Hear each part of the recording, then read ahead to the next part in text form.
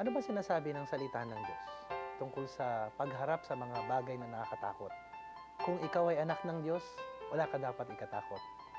God says, "Fear not, for I am with you." Pagkasama natin ang Diyos, wala tayong kailangang ikatakot.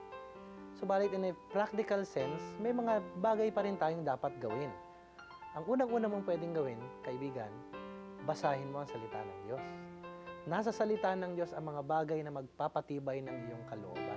So pag bumibili kayo ng Bible, minsan may index doon sa harapan at may mga nakalagay na when you're afraid, ito yung mga verse na hahanapin natin.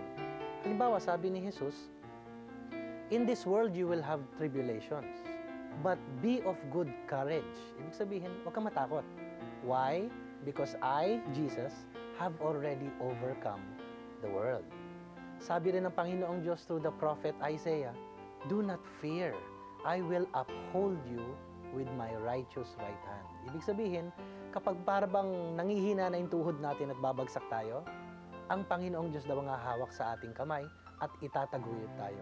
Ang isa pang fear siguro ay yung fear about the future, yung economy, yung may trabaho pa bang darating, may pagkain pa ba tayo sa ating lamesa.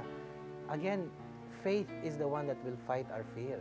Ang pananalig natin sa salita ng Diyos, that my God shall supply all my needs.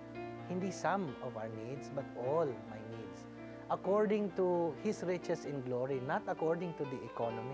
Kasi ang economy maaaring bumagsak, pero ang riches ng Diyos hindi magkukulang. Ang anak ng Diyos will be well supplied. Ang salita ng Diyos, actually, mga kaibigan, wa-effect yan kung wala kang pananampalataya. Kung parang dyaryo lang yan na binabasa natin, baliwala yon.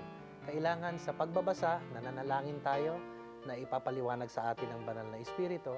At sa ating pagbabasa, paniwalaan natin, panindigan natin ang salita ng Diyos. Minsan, mas mabilis pa tayong maniwala sa chismis kaysa sa salita ng Diyos. Samantalang ang salita ng Diyos totoo at hindi nagbabago.